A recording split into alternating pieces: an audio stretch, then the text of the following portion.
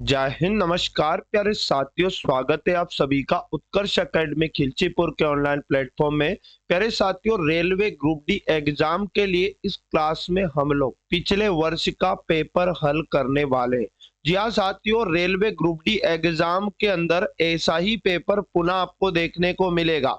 18 सितंबर 2018 shift number 1 का जो paper हुआ था साथियों, इस क्लास में रीजनिंग का पूरा पेपर हल करवाऊंगा बिल्कुल जीरो से। इससे पहले जितनी भी शिफ्टें हुई थी 2018 में, उसके पेपर में आपको हल करवा चुका हूं, जिनका प्लेलिस्ट आपको चैनल पर मिल जाएगा। अगर आपने नहीं देखा पिछली शिफ्टों को जरूर देख लीजिएगा। आपको भी हर क्वेश्चन का राइट आंसर मेरे साथ कमेंट बॉक्स में बताना है, जिससे कि साथ में आपका भी डाउट क्लियर होता चला जाए। तो आज का पहला क्वेश्चन हमारे सामने है, जिसमें कथन दिया है कक्षा 5 से छोटी कक्षा के छात्रों के लिए स्कूल प्रबंधन ने स्विमिंग सेशन को अनिवार्य कर दिया है। और साथियों, दो धारणाएं दी है, तो कथन के अनुसार कौन सी धारणा सही होगी? छोटे बच्चे स्विमिंग आसानी से सीखते हैं, क्या साथियों ये कथन के अनुसार है? तो नहीं, कथन में ऐसा कुछ भी नहीं कहा गया कि छोटे बच्चे स्विमिंग आसानी से सीखते हैं। साथियों, स्कूल बच्चों का सर्वांगीण विकास चाहता है, तो यहाँ पर अगर मैं आपको बता दूं, ये वाला सही मानेंगे। क्यों? क्योंकि 5 से छोटी कक्षा के छात्रों के लिए स्कूल प्रबंधन ने क्या किया? स्विमिंग सेशन को अनिवार्य कर दिया। और इसलिए अनिवार्य किया क्योंकि स्कूल बच्चों का सर्वांगीण विकास चाहता है। तो बिल्कुल केवल धारणा दो निहित है। ऑप्शन नंबर डी जिन भी साथियों का है करेक्ट आंसर हो जाएगा। अगला प्रश्न है, यदि किसी कूट भाषा में कोक का कूट दिया है और उसी कूट भाषा में हैन का कूट बताना, तो साथियों ये समझो कि सीओ सी के कोक को किस प्रकार से लिखा गया, डीपी उसके बाद में डीएल लिखा गया। तो साथियों उसी कूट भाषा में हम क्या करेंगे, हैन का कूट लिखेंगे। तो सी में एक जोड़ा तो डी बनेगा, ओ में एक जोड़ा तो पी बनेगा, फिर सी में एक जोड़ा तो डी बनेगा और के में एक जोड़ा तो एल बनेगा। तो जो शब्द हमसे पूछा, इसमें भी हमें सभी अक्षरों में वन वन जोड़ देना है। एच में एक जोड़ा आई बनेगा और ई का एफ हो जाएगा, एन का ओ हो जाएगा। तो आई एफ ओ इस प्रश्न का right answer. Option number D जिन भी साथियों का आ चुका है करेक्ट आंसर हो जाए। चलिएगा, अगला इंपॉर्टेंट क्वेश्चन है हमारे सामने। यदि प्लस का अर्थ दिया भाग और भाग का अर्थ माइनस और माइनस का अर्थ गुना है, गुना का अर्थ प्लस है, तो ये समीकरण का मान क्या होगा? तो देखो, समीकरण को लिखा 80 और प्लस की जगह हमें लगाना है भाग। जहाँ साथियों आगे लिखा 20, उसके बाद में भाग का अर्थ बोला माइनस, तो माइनस लगाएंगे। और लिखा है 5, 5 के बाद में माइनस है और माइनस का अर्थ है ना, माइनस और माइनस का अर्थ गुना बताया तो गुना लगाएंगे। और उसके बाद में 12 लिखा। दोस्तों यहाँ पर गुना का अर्थ क्या बताया? गुना का अर्थ प्लस बताया तो प्लस लगाया और 92 लिखना है। तो देखो, बोर्ड मास रूल से हल करेंगे, पहले भाग को हल करेंगे, 20 चुको 80 होता है। उसके बाद गुना करेंगे, इधर 4 है माइनस, 12 गुना 5 60 होता है। उसके बाद में प्लस का 92 है साथियों, प्लस 92 प्लस 4 को जोड़ लेंगे तो 96 हो जाएगा। और 96 में से 60 को घटाया तो बिल्कुल 36 हमारे पास बचेगा। मतलब ऑप्शन नंबर सी इस प्रश्न का बिल्कुल राइट आंसर हो जाएगा। अगला मोस्ट इंपोर्टेंट क्वेश्चन है, आद्या 500 मीटर उत्तर की ओर चलती है और बाएं मुड़ जाती है और 250 मीटर चलती है, वह प्रारंभिक अवस्था के संबंध में किस दिशा में? जब भी कोई आदमी चलना शुरू करे तो एक उसका स्टार्टिंग पॉइंट बनाओ। यहाँ से उत्तर दिशा ऊपर होती है, तो ऊपर हमें चलना है कितना? 500 मीटर चलना है। जी हाँ दोस्तों, आगे बोला कि अब आपको बाएं मुड़ना है, मतलब इधर, और 250 मीटर चलना है, तो 500 का आधा बिल्कुल 250 हो जाएगा। प्रारंभिक बिंदु से ये वाली दिशा बताना है कौन सी है। जी हाँ साथियों, कौन सी? इधर हो जाएगा पूर्व, और पूर्व के सामने होता है दोस्तों पश्चिम। आप कहेंगे सर ऊपर होगा उत्तर और नीचे हो जाएगा क्या? दक्षिण। जी हाँ दोस्तों, ध्यान से समझना। अब ये जो खड़ा है प्रारंभिक बिंदु से उत्तर और पश्चिम दोनों दिशाओं के बीच में खड़ा है, तो आप कहेंगे उत्तर पश्चिम। बिल्कुल इस प्रश्न का right answer option number D जिन भी साथियों ने चुना प्रश्न का करेक्ट आंसर हो जाएगा। चलो अगला क्वेश्चन है, ममता सूर्या की माँ है, ममता के भाई का सूर्या के भाई से क्या संबंध है? तो देखो, आपको पीढ़ी वाइज जमा लो। ममता बोला कि ममता सूर्या की माँ है, तो साथियों ममता को हमें माँ बना लेना है और माँ फीमेल होती है, और ये सूर्या की माँ है तो सूर्या को लिखा। और उसके बाद बोला ममता के भाई का, तो हमें क्या करना है, एक ममता का भाई बनाना है। जी हाँ साथियों, ममता का एक कोई भाई होगा, है ना। बोला गया कि सूर्या के भाई से, है ना, क्या संबंध, ममता के भाई का सूर्या के भाई से क्या संबंध है। तो साथियों सूर्या का भी अगर कोई भाई है तो सूर्या के भाई से क्या संबंध बनेगा, तो सूर्या का भाई ममता का ही बेटा होगा। और साथियों ममता सूर्या के भाई की माँ होगी, और ममता का भाई क्या हो जाएगा साथियों, मामा हो जाएगा। बिल्कुल ऑप्शन नंबर सी इसका राइट आंसर बनेगा। चलो बात करते हैं अगले क्वेश्चन की। यदि उत्तर पूर्व उत्तर होगा तो पूर्व क्या होगा। देखो ऐसे प्रश्न को करने का सबसे आसान तरीका है, आप चार दिशाएं अच्छे से जानते हैं कि इधर पूर्व होता है, और साथियों पूर्व के सामने पश्चिम दिशा होती है, और ऊपर की जो दिशा है उत्तर है, और नीचे दोस्तों याद रखना दक्षिण है। इनकी उपदिशाएं होती है, जैसे उत्तर मतलब यहाँ दक्षिण और पूर्व के बीच में ये दक्षिण पूर्व दिशा है, और साथियों ये वाली जो दिशा है उत्तर पूर्व के बीच में उत्तर पूर्व दिशा होगी, और ये वाली उत्तर पश्चिम के बीचों बीच उत्तर पश्चिम होगा, और साथियों यहाँ पर दक्षिण पश्चिम के बीचों बीच यहाँ पर दक्षिण पश्चिम दिशा होगी। अब इन दिशाओं को प्रश्नानुसार जमाना है, कैसे, उत्तर पूर्व उत्तर होगा, तो साथियों उत्तर पूर्व कहाँ था, यहाँ पर था, तो यहाँ पर कह रहा कि उत्तर होगा यहाँ पर। जी हाँ दोस्तों, यहाँ पर क्या होगा, उत्तर। और हम जानते हैं कि उत्तर के सामने की जो दिशा होती है वो दक्षिण होती है, तो चलो दक्षिण को यहाँ रख लिया। अब रियल में देखो उत्तर दिशा यहाँ पर थी, ये घड़ी की दिशा में एक स्थान खसक गई, है ना साथियों, यहाँ पर आ गई। तो हर दिशा देखो, दक्षिण यहाँ थी और दक्षिण घड़ी की दिशा में एक स्थान खसक गई, तो हर दिशा खसक जाएगी। तो क्वेश्चन ने ये कहा पूर्व क्या होगा, तो जहां पर पूर्व दिशा थी वहां कौन सी दिशा आ जाएगी, तो साथियों ये जो उत्तर पूर्व दिशा थी, ये जो उत्तर पूर्व दिशा जहां थी उसे भी घड़ी की दिशा में एक स्थान खसकाएंगे तो ये पूर्व की जगह आ जाएगी। तो साथियों पूर्व क्या हो जाएगा, उत्तर पूर्व हो जाएगा, यानी कि दोस्तों ऑप्शन नंबर सी इस प्रश्न का बिल्कुल राइट आंसर बन जाएगा। चलो बहुत ही बढ़िया, अगला क्वेश्चन जो आपके सामने पुनः आ चुका, जिसमें दो कथन दिया और दो निष्कर्ष दिया। देखो पहला कथन है सभी कवर प्लास्टिक है, तो आपको क्या करना है, कवर कवर सभी क्या बनाना है, प्लास्टिक बनाना है। तो सभी कवर साथियों क्या बनाएंगे हम लोग, प्लास्टिक है। आगे बोला सभी प्लास्टिक टॉक्सिक है, तो सभी प्लास्टिक को क्या बनाएंगे दोस्तों, टॉक्सिक बनाएंगे।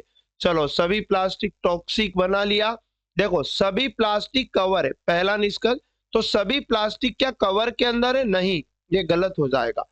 यहाँ पर सभी टॉक्सिक कवर है, तो क्या सारे टॉक्सिक कवर के अंदर, ये भी गलत हो जाएगा। तो कोई भी निष्कर्ष पालन नहीं करता है। ऑप्शन नंबर डी बिल्कुल इसका राइट आंसर आपको करना है। साथियों अगला मोस्ट और आईएमपी क्वेश्चन आपके सामने, 24 मार्च 2006 को कौन सा दिन था। तो ऐसे प्रश्न को जिस भी डेट में आप प्रश्न को सोल्व करते हैं उस डेट से कंपेयर कर लेना। जी हाँ साथियों, मैं आज की डेट में इस क्वेश्चन को हल कर रहा हूं, तो आज से इसे कंफर्म कर लूंगा। कैसे, जैसे आज तारीख है 19, और साथियों मैं 19 फरवरी को इस क्वेश्चन को हल कर रहा हूं और 2025 में हल कर रहा हूं, तो मुझे आज का दिन पता है कि बुधवार है। अब देखो हमसे क्या पूछा है, 24 मार्च और उसके बाद में 2006 का दिन कौन सा होगा। तो साथियों ऐसे में आपको क्या करना है, पहले वर्षों के बीच में विषम दिन देखना है, और वर्षों के बीच में विषम दिन क्या होते हैं साथियों, इन वर्षों का अंतर करना। 2025 में से आपको 2006 को घटाना है, तो यहाँ पर आपके पास कितने वर्षों का अंतर आ जाएगा दोस्तों, 19।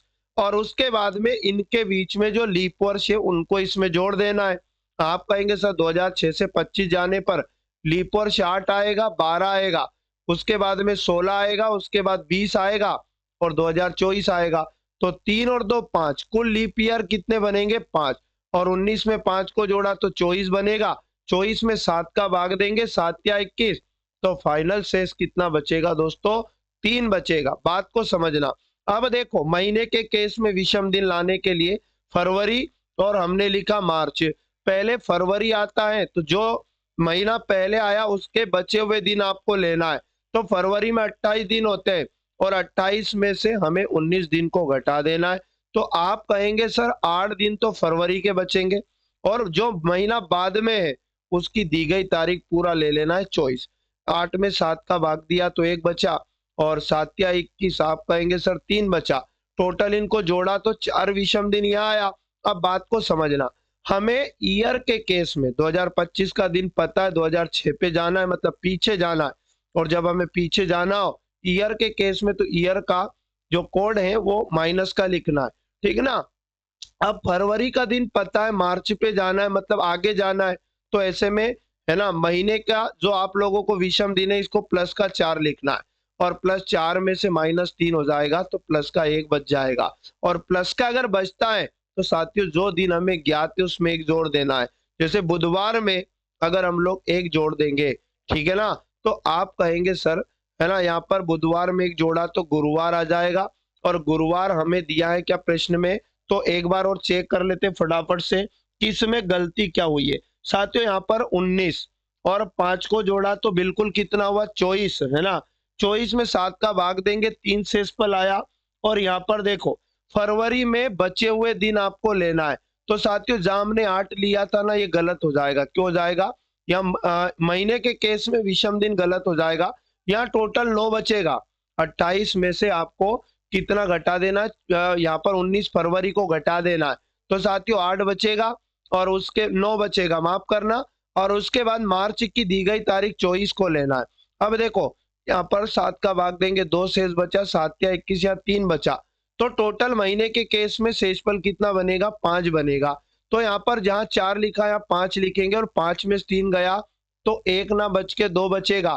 तो बुधवार में आपको 2 जोड़ देना है, तो गुरुवार और शुक्रवार। बिल्कुल साथियों इस प्रश्न का राइट आंसर हो जाएगा शुक्रवार। तो जिन भी साथियों ने ऑप्शन नंबर डी को चुना, इस प्रश्न का बिल्कुल सही जवाब हो जाएगा। चलो अगला प्रश्न बताएंगे सभी साथी। कौन सा विकल्प चित्र के साथ निकटतम समानता रखता है। ये जो प्रश्न चित्र आपको दिया है इसके समान आकृति बताना। तो देखो पहली वाली गलत है क्योंकि देखो इस प्रकार से है, ठीक ना। यहाँ देखो ये अंदर का डिजाइन देखो, क्लियर हो जाएगा, क्लियर ना। इसी प्रकार बी वाली में अंदर का डिजाइन वैसा नहीं है, और सी वाली में भी नहीं है। साथियों डी वाली में अंदर का डिजाइन देखो बिल्कुल वैसा ही है प्रश्न चित्र के जैसा, तो डी आकृति प्रश्न का राइट आंसर बनेगी, और डी बनेगा, मतलब ऑप्शन नंबर सी हमारे प्रश्न का करेक्ट आंसर होगा। अगला प्रश्न है, उस विकल्प का चयन करें जो तीसरे शब्द से ठीक उसी तरह संबंधित है जिस प्रकार दूसरा शब्द पहले शब्द संबंधित है। मतलब जिस तरह से कांच का संबंध पारदर्शी से है उसी प्रकार लकड़ी का संबंध किससे होगा। तो साथियों कांच पारदर्शी होता है, पारदर्शी का मतलब जिसके आर पार देखा जा सके, ठीक ना। तो लकड़ी के आर पार देखा जा सकता है क्या, उसी प्रकार लकड़ी दोस्तों होती है अपारदर्शी। अपारदर्शी का मतलब जिसके आर पार ना देखा जा सके। तो ए वाला बिल्कुल इस प्रश्न का राइट आंसर बन जाएगा। जी हाँ साथियों अगला प्रश्न वेरी मोस्ट आईएमपी, जिसमें आपको कथन के बाद 1 और 2 है ना, 2 तर्क दिए गए। निम्नलिखित कथन और तर्कों पर विचार करें और निर्णय लें कि कौन सा या कौन से तर्क मजबूत है।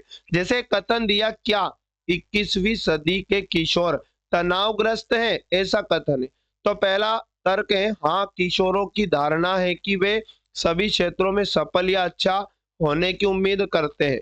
तो साथियों पहला सही होगा या गलत होगा, आपको भी कमेंट बॉक्स में आंसर देना है। तो साथियों यहाँ पर बिल्कुल ऐसा ही है, क्योंकि यहाँ पर तनावग्रस्त की बात की है तो बिल्कुल ऐसा ही है। और विफलता को स्पष्ट रूप से अस्वीकार्य होने के सीखने के अवसर के रूप में देखा जा रहा है। साथियों दूसरा वाला देखते हैं, यहाँ पर नहीं, तनाव एक सापेक्ष धारणा है जिसे सही मार्गदर्शन से प्रतिबंधित किया जा सकता है। तो ये भी सही मानेंगे क्योंकि यहाँ पर लगा है क्या, और क्या के केस में साथियों ये दोनों ही सही होंगे, क्योंकि यहाँ तो एक विचार किया गया और यहाँ भी इसी बात को लेकर एक धारणा बताई गई है। तो बिल्कुल यहाँ पर दोनों ही मजबूत होंगे, यानी कि तर्क 1 और 2, ऑप्शन नंबर 20 का बिल्कुल राइट आंसर हो जाएगा। अगला प्रश्न है, जिसमें 2 कथन 2 निष्कर्ष दिए, कथनों के अनुसार कौन सा निष्कर्ष सही होगा। कुछ पिन धातु हैं, तो आप कहेंगे सर हम डायग्राम से समझेंगे। पिन का कुछ हिस्सा क्या बनाएंगे, धातु। कुछ पिन धातु है। आगे बोला कुछ क्लिप धातु है, तो साथियों कुछ क्लिप को हम धातु के साथ बनाएंगे। कुछ क्लिप धातु है, कुछ धातु पिन है, तो धातु पिन में बिल्कुल कुछ का संबंध है, तो ये वाला सही होगा। कुछ पिन क्लिप है, तो साथियों पिन और क्लिप में कोई संबंध नहीं दिख रहा, ये गलत होगा। केवल निष्कर्ष वन पालन करता है। ऑप्शन नंबर बी हमारे प्रश्न का राइट आंसर हो जाएगा। अगला प्रश्न पुनः मोस्ट टाइम पे आपके सामने जबरदस्त क्वेश्चन पूछे गए। देखो, यदि दक्षिण दक्षिण पूर्व होगा तो उत्तर क्या होगा, पुनः आपको उसी प्रकार से जानना है। कैसे? पूर्व इधर होता है, यहाँ की दिशा रियल में पश्चिम होती है, साथियों ऊपर की रियल में दिशा उत्तर होती है और नीचे होती है दक्षिण। बात को समझना, यहाँ पर क्या हो जाएगा दोस्तों, ये दक्षिण पूर्व हो जाएगा। आप कहेंगे सर ये क्या हो जाएगा, तो ये बिल्कुल उत्तर पूर्व हो जाएगा। आपको मैं बता दूं कि यहाँ पर क्या हो जाएगा, तो ये हो जाएगा साथियों उत्तर पश्चिम हो जाएगा, और ये वाली जो दिशा हो जाएगी ये दक्षिण पश्चिम हो जाएगी। बात को समझना, तो ये कह रहा दक्षिण दक्षिण पूर्व होगा, तो दक्षिण यहाँ था और यहाँ पर अगर दक्षिण पूर्व आ जाए तो साथियों आप समझो दक्षिण पूर्व रियल में यहाँ था, ये घड़ी की दिशा में एक स्थान यहाँ कसका, तो हर दिशा को एक स्थान कसका दो, यानी उत्तर क्या हो जाएगा, तो उत्तर यहाँ है, तो ये वाली दिशा यहाँ पर आएगी एक स्थान, तो यहाँ पर हो जाएगा दोस्तों ये उत्तर और पश्चिम था, तो उत्तर पश्चिम हो जाएगा उत्तर की जगह, तो उत्तर पश्चिम लगाएंगे ऑप्शन नंबर सी को। तो जिन भी साथियों ने सी चुना बिल्कुल सही जवाब होगा। जिसमें अगला क्वेश्चन है जिसमें कथन दिया और दो धारणाएं दी, कथनों के अनुसार कौन सी धारणा सही हो जाएगी, तो देखो, संवहनीयता को प्राकृतिक संसाधनों उदाहरण जल, मिट्टी, जैव विविधता, तेल, खनिज को खराब या नष्ट किए बिना वर्तमान पीढ़ी की जरूरतों को पूरा करने के अभ्यास के रूप में परिभाषित किया जा सकता है। पहली धारणा है हमारा जीवन और अर्थव्यवस्था प्राकृतिक पूंजी पर निर्भर है, जो इन प्राकृतिक संसाधनों और प्राकृतिक सेवाओं और सूर्य द्वारा प्रदान की गई ऊर्जा से बना है। तो क्या यहाँ पर कथन के अनुसार ये बिल्कुल सही होगा क्या, तो साथियों याद रखना ये तो बिल्कुल कथन के अनुकूल ही है। जैसे दूसरा वाला समझते, जैसे ही प्रत्येक निवेशक जानता है हमें अपनी पूंजी निवेश करनी चाहिए और ब्याज या आय पर जीवित रहना चाहिए जो ये प्रदान करता है, स्थायी रूप से जीने के लिए हमें ऐसा करने की जरूरत है, प्राकृतिक पूंजी की रक्षा करें और अपनी जैविक पर जिए, तो ये वाला बिल्कुल क्या होगा दोस्तों, गलत होगा। तो केवल एक अंतर्निहित होगी, जिन भी साथियों ने ऑप्शन नंबर डी को चुना इस प्रश्न का करेक्ट आंसर हो जाएगा। अगला मोस्ट और आईएमपी प्रश्न आपके सामने, जिसमें प्लस का अर्थ भाग बताया, गुना का अर्थ प्लस बताया, तो इस समीकरण का मान पूछा, तो समीकरण में पहले चिन्हों को बदलो, है ना, मझला ब्रैकेट फिर छोटा 36 लिखा, प्लस की जगह दोस्तों हमें भाग लगाना, आगे 6 लिखा, फिर ब्रैकेट बंद किया, फिर प्लस है तो फिर प्लस की जगह भाग लेंगे और यहाँ 6 लिखेंगे, मझला बंद किया, और गुना, गुना का अर्थ प्लस बोला तो गुना की जगह प्लस करेंगे और 12। साथियों पहले ब्रैकेट के अंदर 6 से काटा, 6 छंग 36, तो यहाँ पर 6 आया, फिर भागित कितना है 6, 6 में 6 का भाग दिया, आप कहेंगे सर 1, तो इस मझले ब्रैकेट के अंदर 1 आ चुका है और 1 में हमें 12 जोड़ देना है, तो बिल्कुल प्रश्न का राइट आंसर 13 बन जाएगा, और 13 बन जाएगा मतलब बी वाला हमारे प्रश्न का राइट आंसर हो जाएगा। जी हाँ दोस्तों, अगला प्रश्न आपके सामने पुनः आ चुका है, निम्न आकृति में कितने वर्ग हैं, तो देखो इस प्रश्न को कैसे समझना है। साथियों आप सभी जानते इतने पार्ट में देखो, अगर मैं आपसे कहूं कि इतने पार्ट में देखो तो कितने वर्ग हैं, आपको मैं बता दूं। देखो अगर सिंगल इस आकृति में देखे तो यहाँ पर इसमें 2 क्रॉस है इस तरह से, तो 1 2 3 4 तो ये वाले, और एक ये पूरा वाला दोस्तों, तो टोटल 5 वर्ग तो ये बने। और इसी प्रकार इसके अंदर जो आकृति है दोस्तों, इसमें भी कितने बनेंगे, 5 ही बनेंगे। बोलो, आप कहेंगे बिल्कुल सेम आकृतियां, तो टोटल 10 इसमें, और इसी के जैसा ये वाला है तो 10 इसमें, तो आप कहेंगे साथियों 20 वर्ग तो हमने काउंट कर लिया। और साथियों एक वर्ग आप लोगों को ये पूरा भी काउंट करना है, ये वर्ग में ही काउंट होगा, तो एक वर्ग ये भी होगा, तो टोटल इसका राइट आंसर 21 वर्ग। जिन भी साथियों ने बी ऑप्शन को चुना प्रश्न का सही जवाब हो जाएगा। चलो अगला प्रश्न है, जिसमें दिए गए कथनों पर विचार करें और निर्णय ले कि निम्नलिखित अवधारणाओं में से कौन सी कथन में अंतर्निहित है। साथियों प्रश्न में कथन दिया, अंतिम परीक्षाएं निकट आ रही है, रीना ने अपनी बेटियों को याद दिलाया ठीक है ना। अब धारणा भी कथन के अनुसार होनी चाहिए, वही सही मानेंगे। वह चाहती है कि वे अपने अध्ययन कार्यक्रम के बारे में याद रखें। जी हाँ साथियों, तभी तो रीना ने अपनी बेटियों को याद दिलाया कि अंतिम परीक्षाएं निकट है, क्योंकि वो चाहती हैं दोस्तों कि अध्ययन कार्यक्रम के बारे में याद रखना है। तो बिल्कुल यहाँ पर क्या होगा, आप कहेंगे सर पहली वाली धारणा सही हो जाएगी। वह चाहती है कि वे अपनी परीक्षाओं के प्रति गंभीर रहे, तो ये भी कथन के अनुकूल ही है। साथियों यहाँ पर निष्कर्ष 1 और 2 दोनों ही अंतर्निहित है। ऑप्शन नंबर ए हमारे प्रश्न का राइट आंसर बन जाएगा। अगला प्रश्न, आकृति का निर्माण करने के लिए निम्नलिखित में से कौन सी विकल्प आकृतियों का संयोजन किया गया। जैसे ये प्रश्न आकृति आपको दिखाई दे रही है, तो ये जो विकल्प आकृतियां हैं 4, कौन कौन सी इसमें दिखाई दे रही है। देखो पहला वृत्त है, तो बिल्कुल ये वृत्त भी आपको यहाँ पर दिखाई दे रहा है दोस्तों, ठीक है ना। ये पहली आकृति भी है। आप कहेंगे सर समकोण त्रिभुज तो हमें इसमें कहीं भी दिखाई नहीं दे रहा है, ठीक है ना। और सी वाली आकृति दोस्तों ये बिल्कुल यहाँ पर दिखाई दे रही है, सी वाली आकृति भी है, ठीक है ना। सी वाला भी अंतर्निहित है और डी वाला भी, ये देखो आपको ये दिखाई दे रहा है घनाभ, ठीक है ना दोस्तों। तो यहाँ पर आपका जो उत्तर बनेगा सी डी और ए, ऐसा दिया है ए वाले ऑप्शन में, तो ये तीनों ही अंतर्निहित है। जिन भी साथियों ने ए को चुना सही जवाब है। अगला प्रश्न है, सामान्य तथ्य से भिन्न होने के बावजूद नीचे के कथन को सत्य मानते हुए या बताएं कि कथन के आधार पर दिए गए निष्कर्षों में से कौन सा तार्किक रूप से संगत है। कोई भी गिलास पेडल नहीं है। तो आपको पहले कथन के अनुसार डायग्राम समझना। कैसे दोस्तों, गिलास, कोई भी गिलास पेडल नहीं है। तो आपको पेडल नहीं है मतलब दोनों को नेगेटिव बना लेना है। साथियों सभी पेडल ब्रेक हैं, तो सारे पेडल क्या हो जाएंगे, आप कहेंगे सर ब्रेक हो जाएंगे, ठीक। अब देखो सभी ब्रेक पेडल हैं, तो ब्रेक सारे पेडल नहीं है, बल्कि पेडल सभी ब्रेक है, तो पहला गलत हो जाएगा। कुछ ब्रेक पेडल हैं, तो ब्रेक के अंदर कुछ हिस्सा पेडल का, बिल्कुल ये सही होगा। कोई भी ब्रेक गिलास नहीं है। तो साथियों देखो है ना, यहाँ पर गिलास को पेडल से नेगेटिव बताया था, तो ब्रेक के साथ होना गलत मानेंगे। तो केवल निष्कर्ष 2 संगत हैं। ऑप्शन नंबर ए का चयन करेंगे। जिन भी साथियों ने ए को चुना राइट आंसर इसका हो जाएगा। चलो बात करते दोस्तों अगले प्रश्न की, है ना। केवल 2 संगत है, मतलब ऑप्शन नंबर ए प्रश्न का राइट आंसर। बहुत बढ़िया। अगला प्रश्न है जो आपके सामने पुनः आ चुका। निम्न श्रृंखला में अगली संख्या ज्ञात करें।